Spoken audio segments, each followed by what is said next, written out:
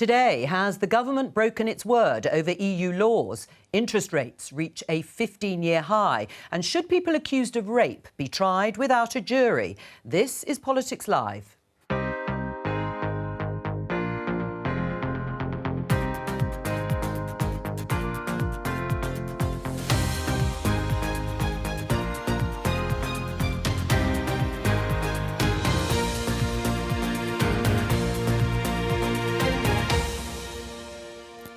Joining me, Conservative MP Bob Seely, Shadow Justice Minister Ellie Reeves, journalist Ella Whelan and Times Radio's Charlotte Ivers.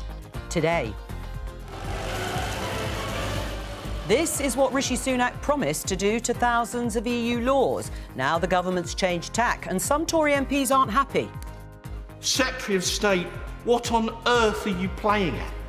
The fact is, I went in and looked at the detail and I decided that this was the best way to deliver it. The Bank of England has just raised interest rates to their highest level in almost 15 years. It'll make borrowing more expensive for people like him. It's frustrating and, you can get frustrated by it, but you just can't let it dwell. So when will rates stop going up? Also today, in last week's local elections, it was easy being Green. Has taking some blue councils really changed the political landscape? The man who won the Green Party's first ever council from the Conservatives tells us how he did it.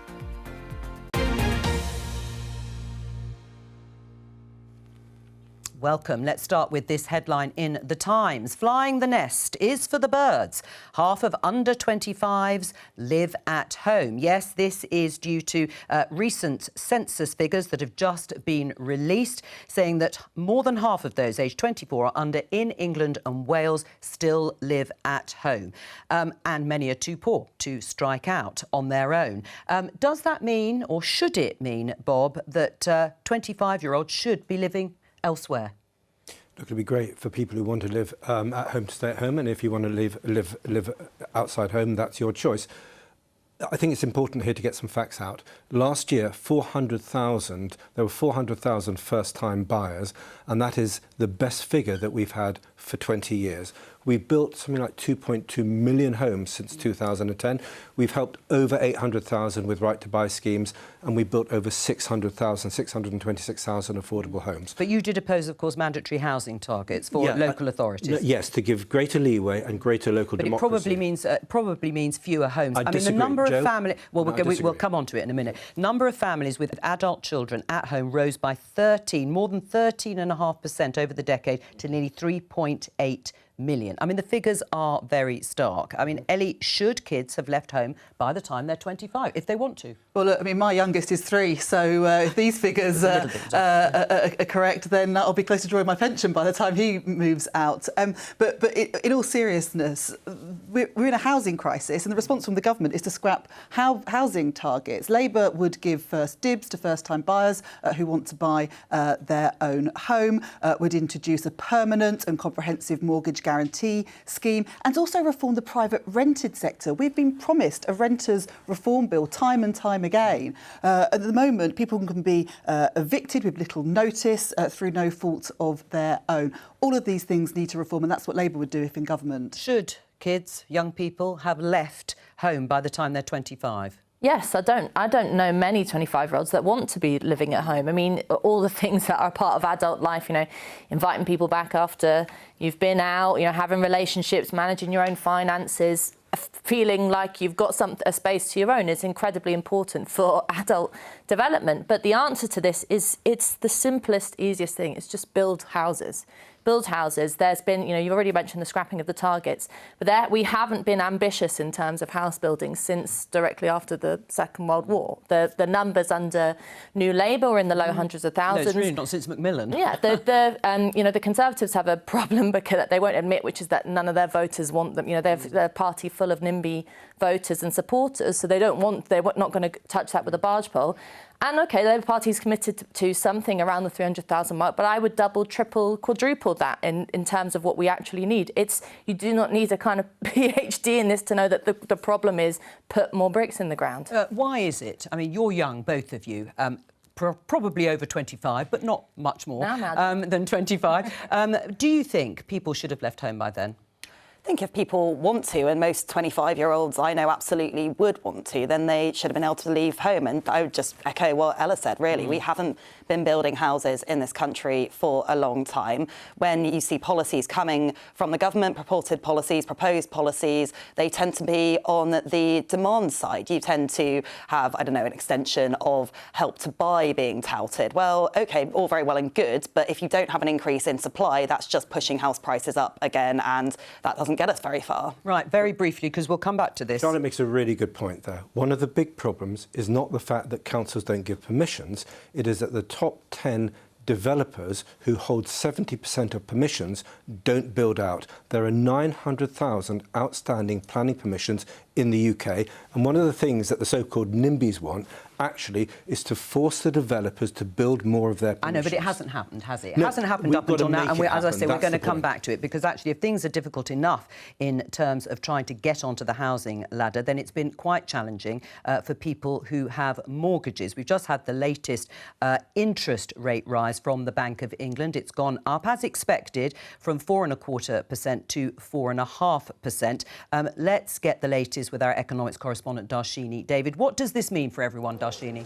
Well, Jo, it's a tricky one, isn't it? We all know that prices are up on average by 10% over the last year. It's really painful choices being made, but actually combating inflation includes some very painful action, because what we've seen, as you say, that increase in interest rates is going to mean instant pain for 1.4 million households who are on variable or tracker rate mortgages. Those monthly payments up on average by between £15 and £25.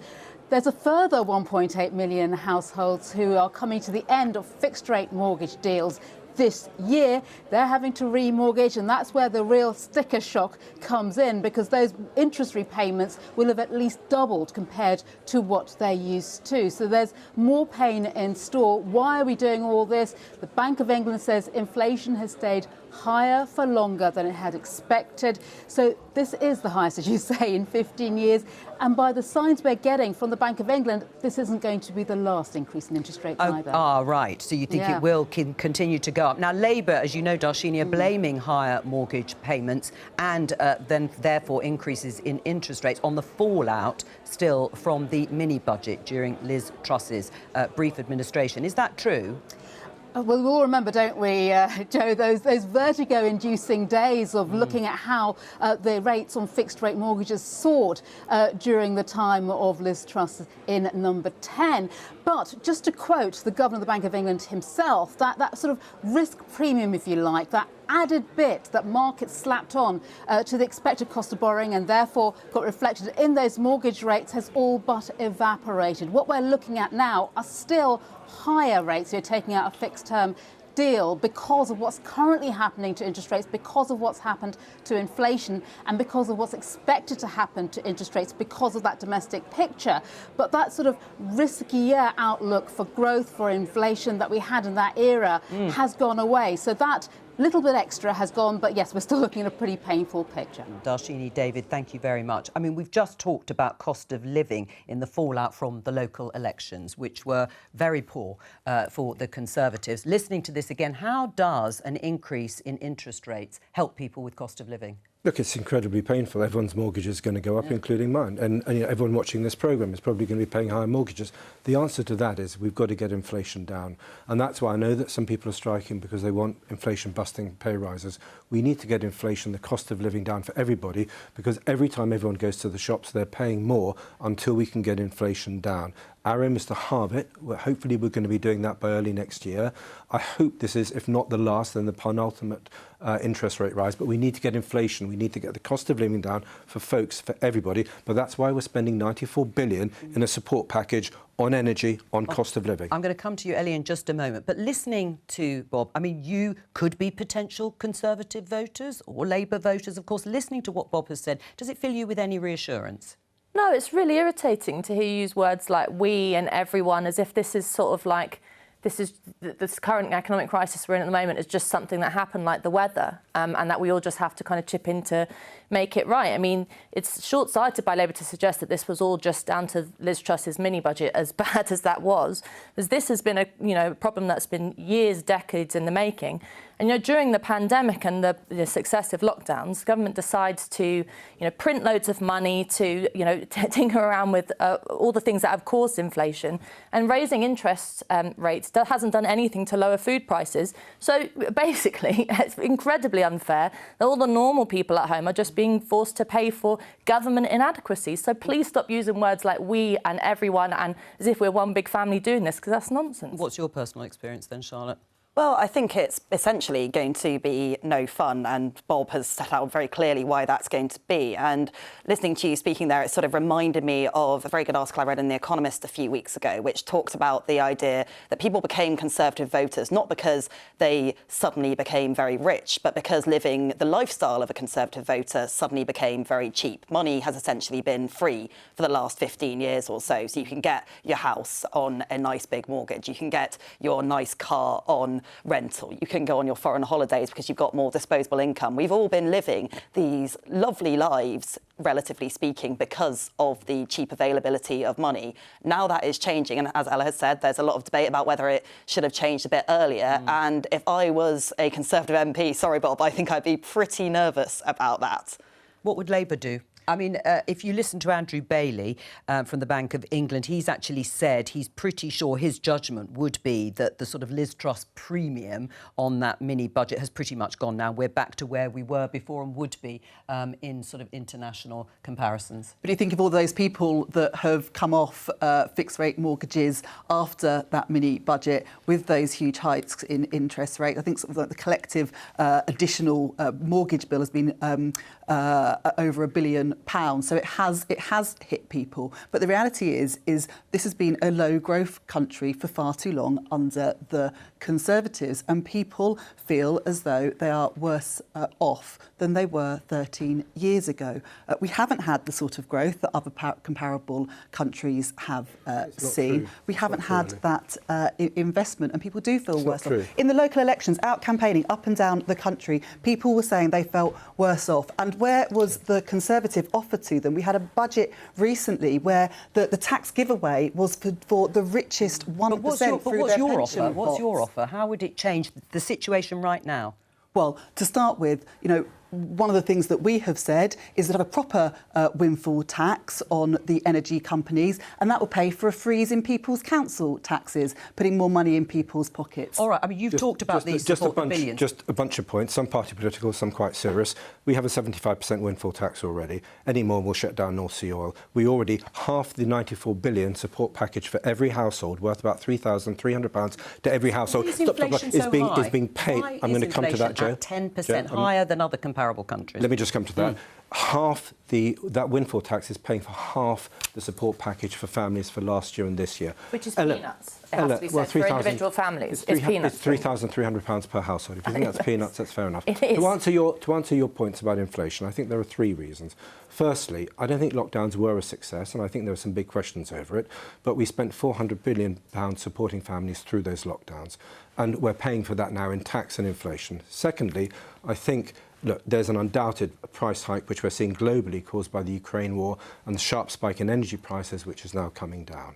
Okay, and thirdly, it's not the most important reason, but I do think the Bank of England called cheap money and called the interest rates rises a little bit too late and didn't nip it into the bud. That's not the most significant reason, but if you're looking at three structural reasons, those for me are the three structural reasons why we are stuck with higher inflation, which we're seeing everywhere throughout Europe. More than anyone else. But a little bit more now, because we spent £400 billion on COVID, we're spending £94 billion supporting families. Bob, we've heard it. Let's just have a look at this Rishi Sunak's leadership campaign video.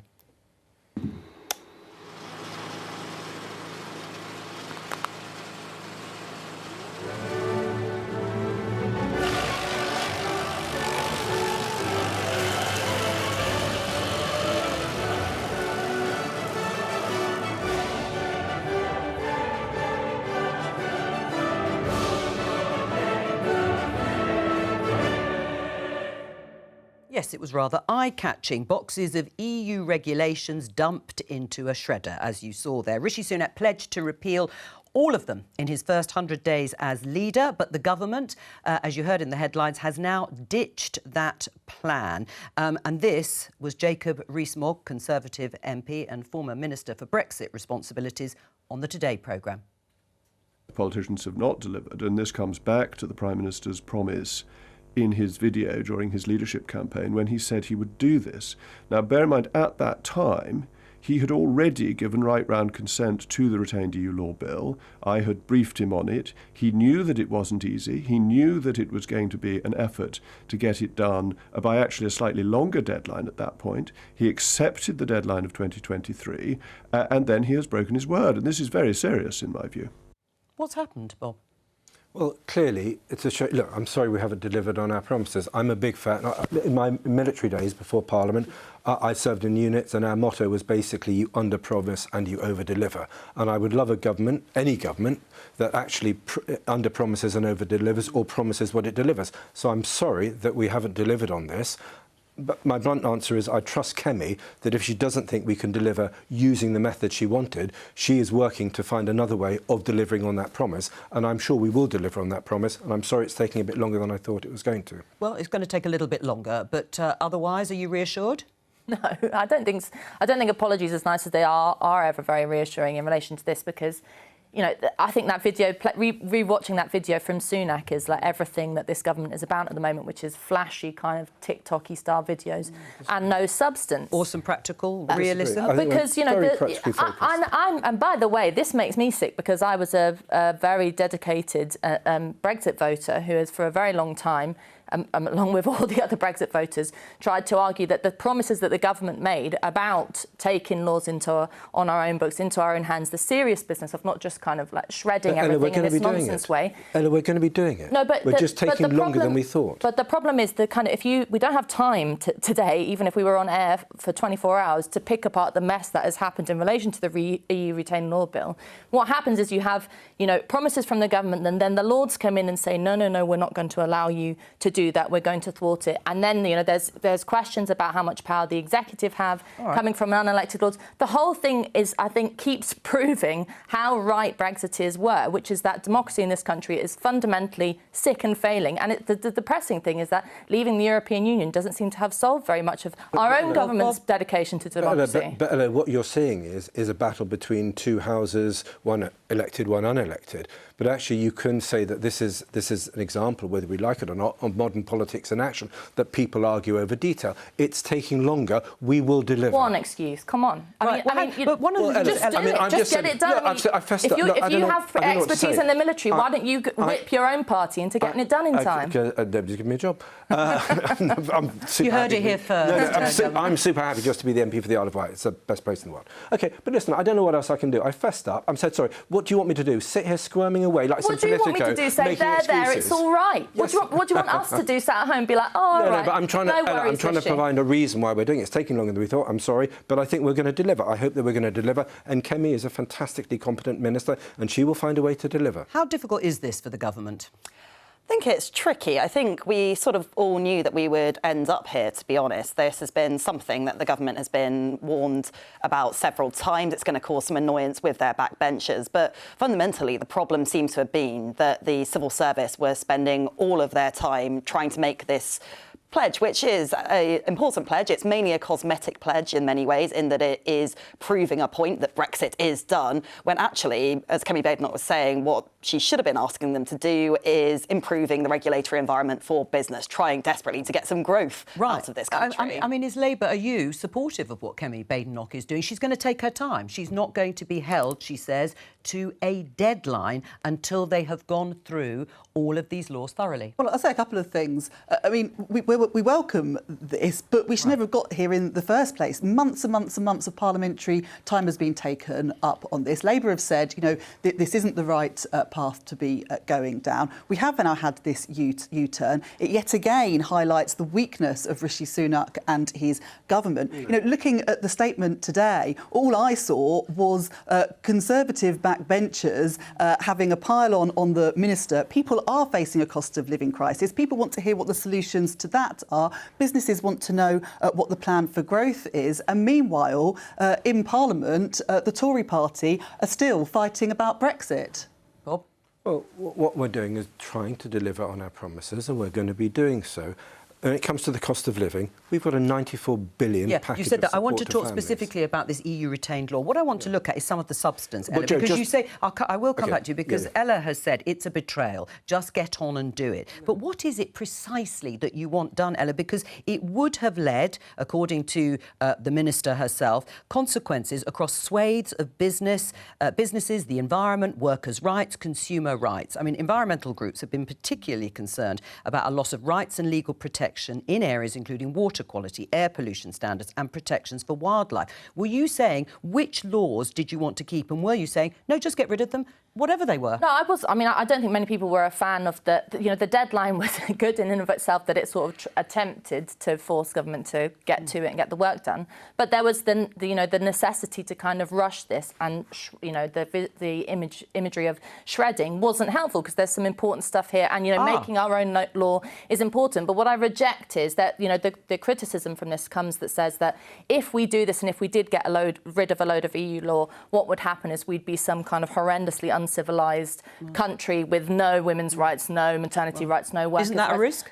No, I think I have more faith in women, in workers, in people who, have the histories that we fight. Which laws did you want to get rid of specifically? Were there areas of law that you just wanted to scrap that had been brought in by the EU, most of them with our cooperation? Cooperation being the kind of contested word in terms of and democratically. the laws you wanted to get rid of? Well, there's a lot of stuff in relation to environmental regulation, which I think has held up things that we were talking about previously, planning permission for house building and things like that. There's some specifics around stuff that I'm interested in around the sale of infant formula, which, I mean, we don't have time to go into that. But the point is that enacting this kind of change was part of the Brexit promise, which was that we would be in control of our own laws. And if you look at other countries within the European Union, I mean, there's no evidence that, what the EU law is protecting pensioners in France, for example. It's like we always suggest that without EU law, we will become kind of barbarians. And I think but which laws would you like to get off? Because that is the question. If you want to sweep away all these protections, and maybe there's a reason for doing so, which ones? OK, you make a really good point. There were two approaches to this. And initially, it was going to be, let's scrap everything because most of it's doubled up. We probably got the laws there in the first place. Since then, for whatever reasons, and it may be civil service cautiousness, it may be ministerial cautiousness, we've taken a different point of view that actually we can't just junk all this stuff in case there are some elements, and we don't want to therefore rush to make these new laws. So actually, Labour should be supporting this. We are taking our time to make sure we're ditching the duff laws and not throwing away stuff that may be valuable. And what's wrong so with we're not that? throwing away the baby with the bathwater.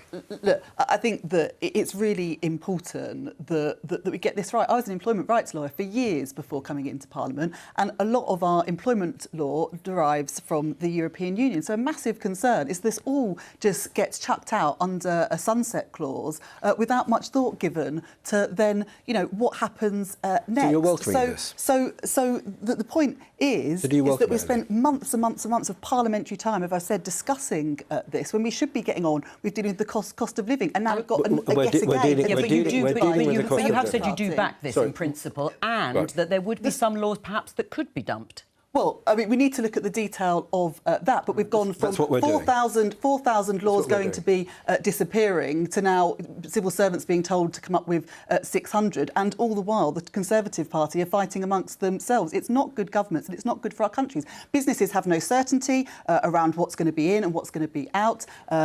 Environmental campaigners are really concerned, trade unions are really concerned, and the government are just fighting with each other. Well, and also civil servants, you will have heard in the clip we played earlier from Jacob Rees-Mogg, he's worried about civil servant influence here. The Guardian, stop calling us woke, lazy snowflakes, senior civil servant tells government. That is their response. You're smiling there, Bob. How do you... It's not their response, it's somebody's response to The Guardian. Let's put that in perspective. All right, well, how do you view civil servants? Have they been the blob? Is this a victory for the blob? I think most civil servants I meet are actually really impressive, really smart people. I think there are one or two, think are but that's the same, of wrong course, about in any, politics. in any walk of life. I think you need strong management, strong leadership. You need to be respectful of other people. You need them to respect that you've got a minister, not only that you're Minister of the Crown, but you're actually pushing through a democratic agenda, agreed at a general election, signed off in a manifesto. Occasionally one has to change one's promises, sadly. COVID, the Ukraine war, etc.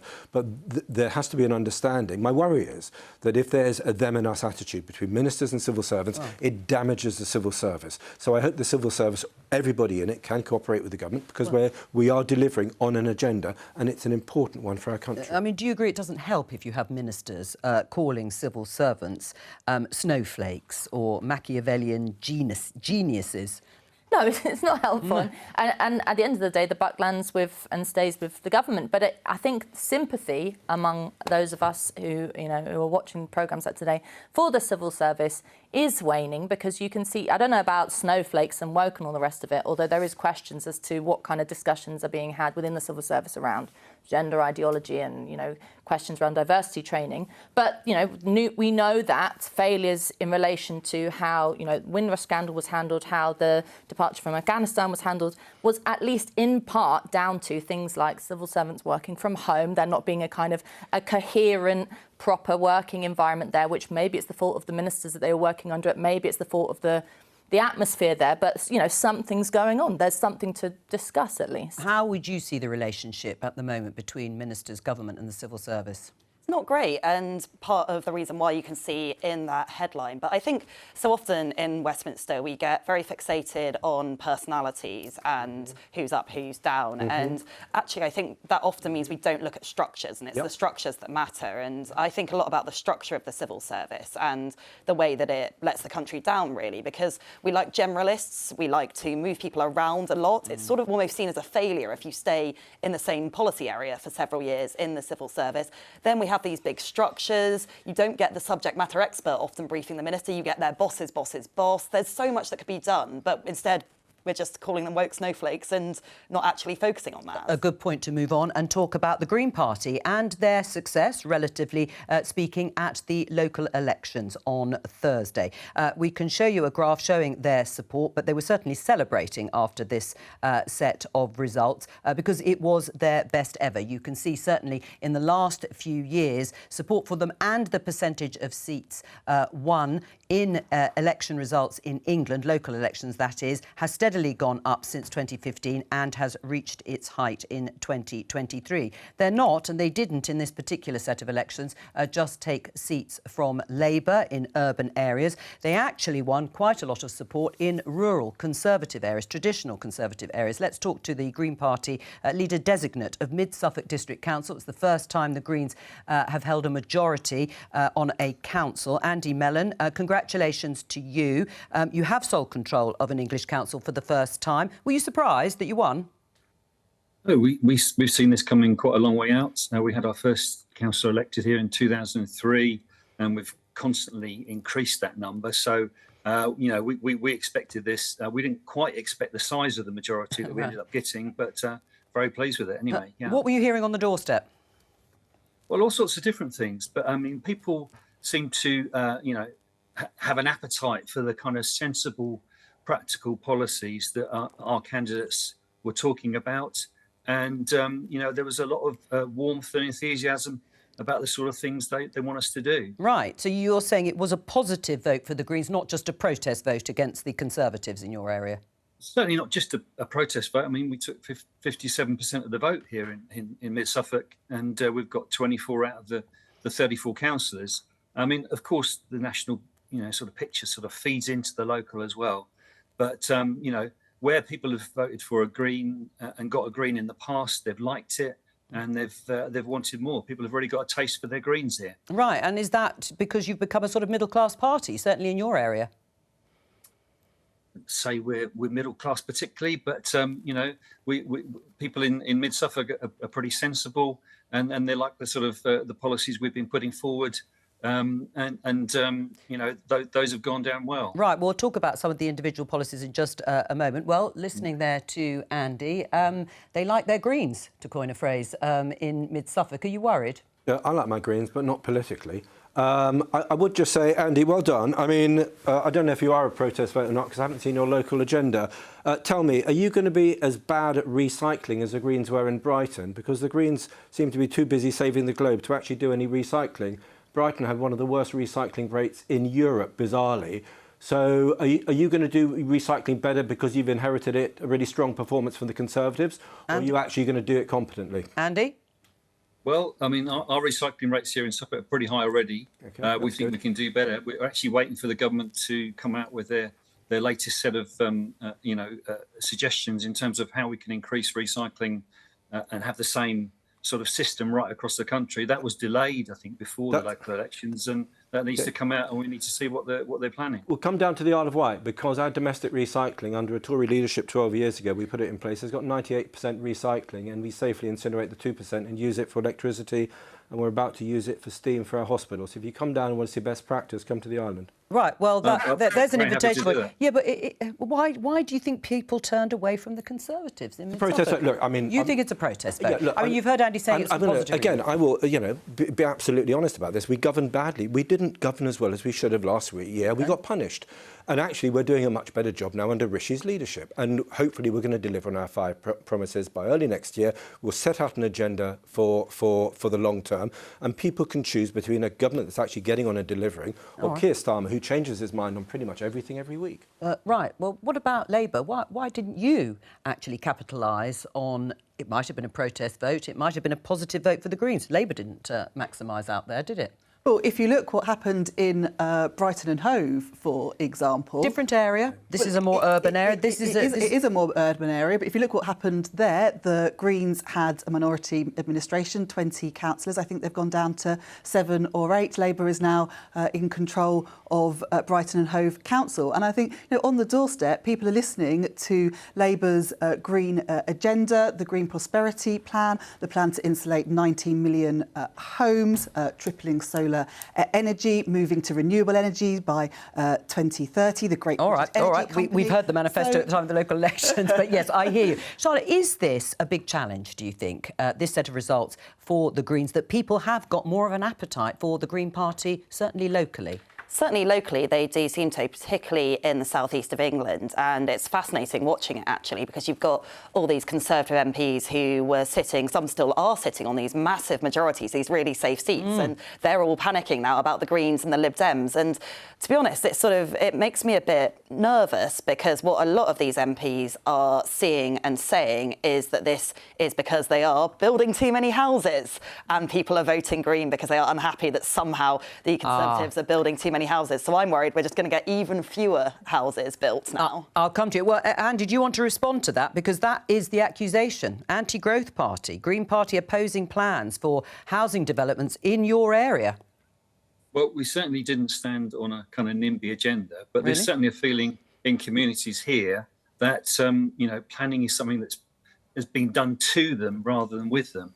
And we certainly want to involve people much more in the process of deciding where homes are built.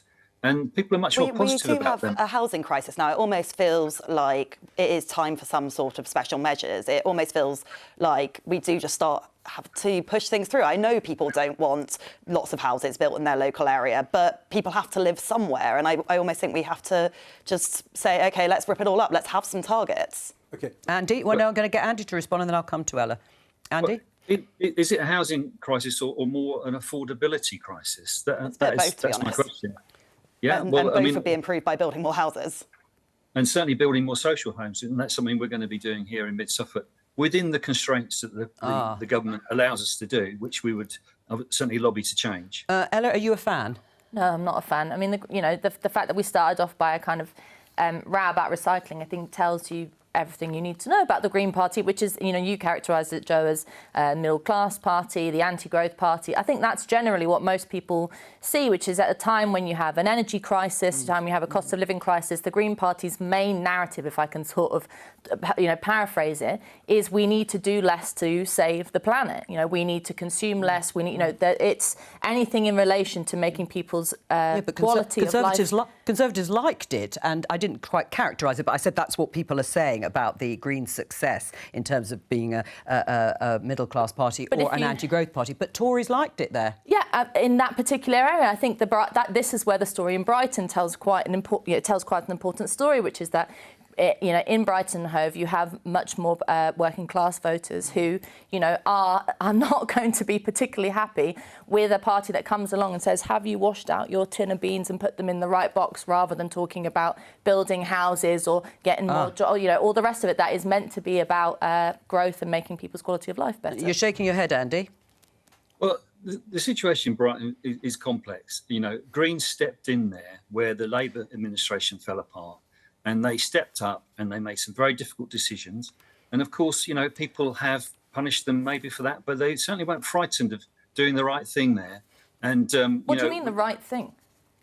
Well, making difficult decisions. And certainly in terms of what we're going to try and achieve here, we're not going to shy away from difficult decisions either. Like what? Climate change is coming at us like a runaway train. We're doing very, very little to slow it down.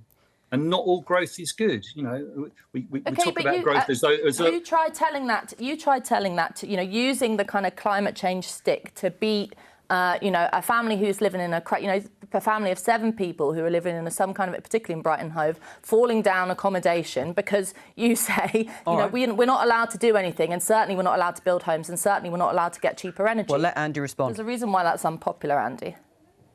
We're not going to go around telling people what to do. But if we can make it easier and What's the point of you being empowered? and cheaper for us to do the right thing, then people will choose to do it.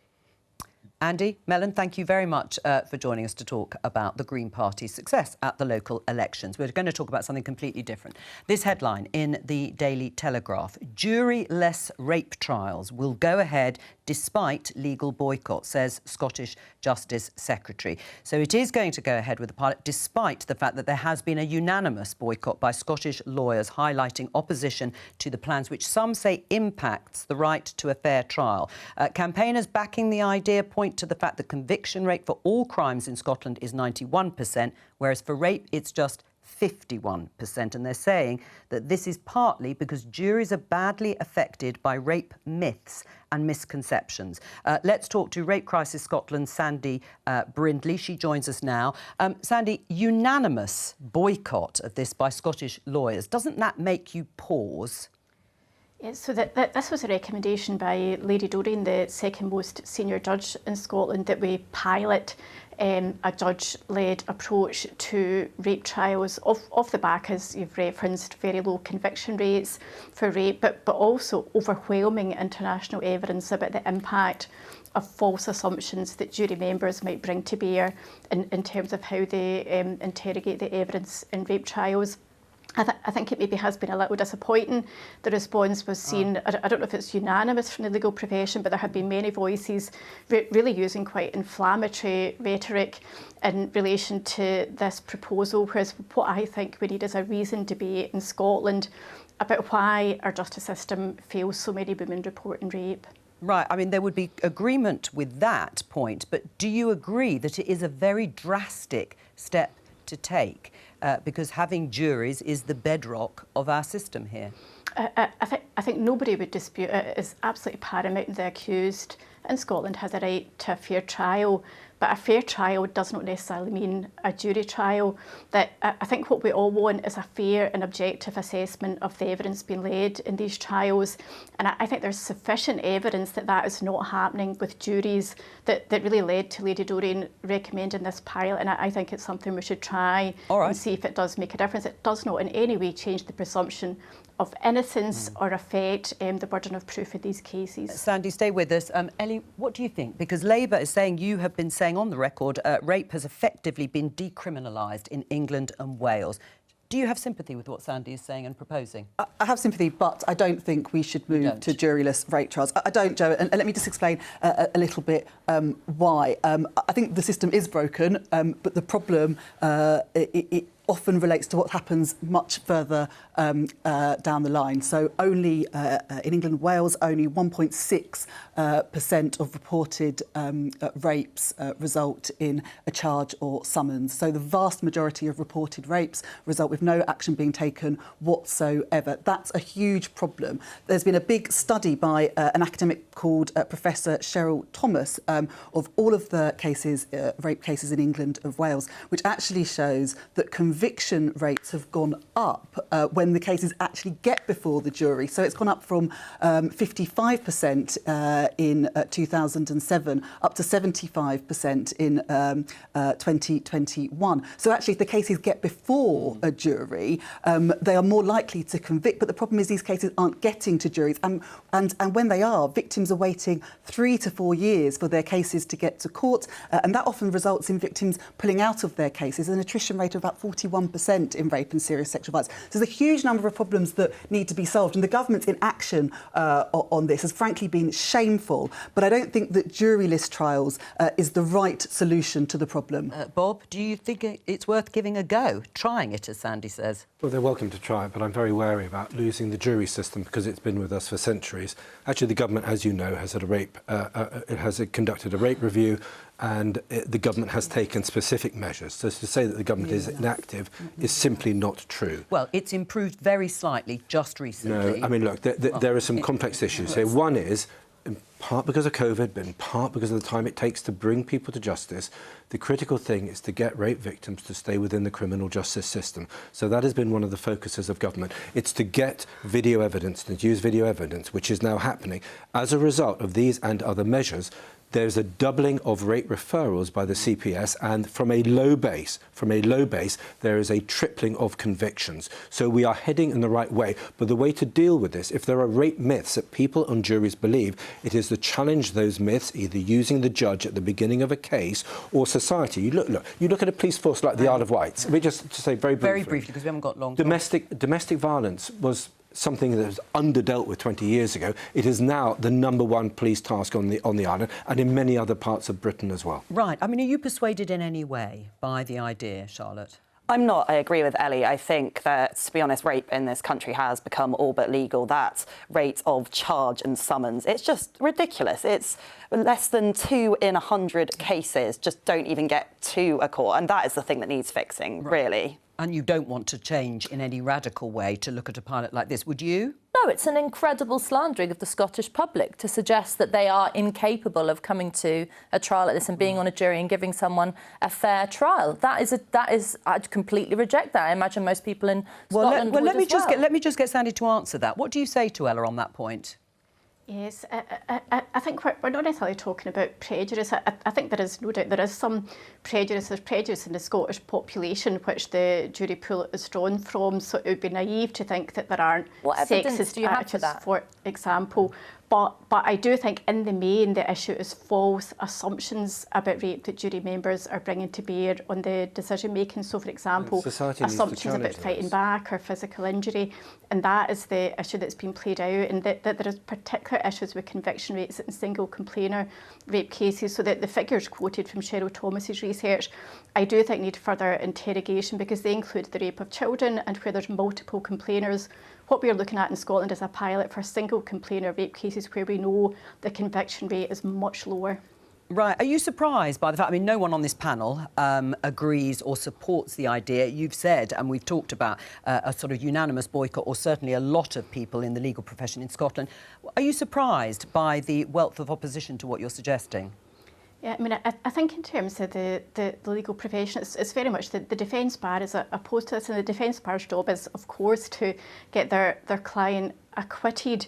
But I hope that we can have a reasoned discussion in Scotland about how to improve justice for rape survivors. I don't think this is the only solution. That the points that your panel have made have been really valid about the barriers to cases getting to court in the first place, the delays. So we definitely need to increase the procedural justice, the experience of the process.